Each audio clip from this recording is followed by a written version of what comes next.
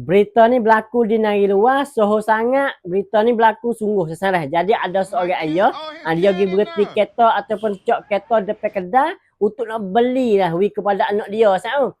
Lepas dia turun star sangat sao, tiba-tiba ada satu kereta kren mari heret kereta ayah dia.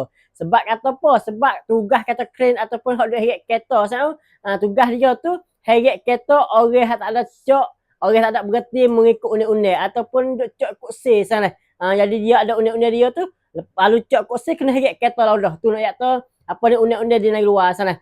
Tapi pegawai hak heret kereta tu dia ada juga kesalahan dia. Sebenarnya sebelum nak heret kereta tu kena cek molek kata dalam kereta tu ada nama tik, ada gapo tik. Seperti dengan video ni sana. Jadi ada seorang budak sana, dia pakai heret pergi laudah sana. Setelah mana ayah dia tahu kata kereta dia kena heret sana, dia pun tubik kada-kada dengan sebab ada anak dia dalam kereta sana. Dia pun hunggah pergi royak kepada apa ni pegawai tu lah sana, kata anak dia dalam kereta, anak dalam kereta, tapi pegawai tu tak juk sana.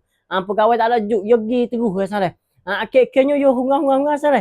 Siapa dengan budak tu sana, apa ni buat keputusan apa tuju daripada kereta tu. Dia kata akhirnya kereta tu pun berhenti juga sana. Tapi lepas dah berhenti tak apa lama, pihak polis pun mari igat pegawai ataupun orang yang igat kereta ayah sana. Jadi berita ni sekarang ni sana viral sangat di negeri luar sebab kata apa ni dia kata nyanyi lah. Lepas pada tu dia pun nak share pegawai yang kereta ayah tu sana, dia bagi tahu kepada hakim, dia kata dia tak nampak anak dia cek kata 2-3 kali dah sana.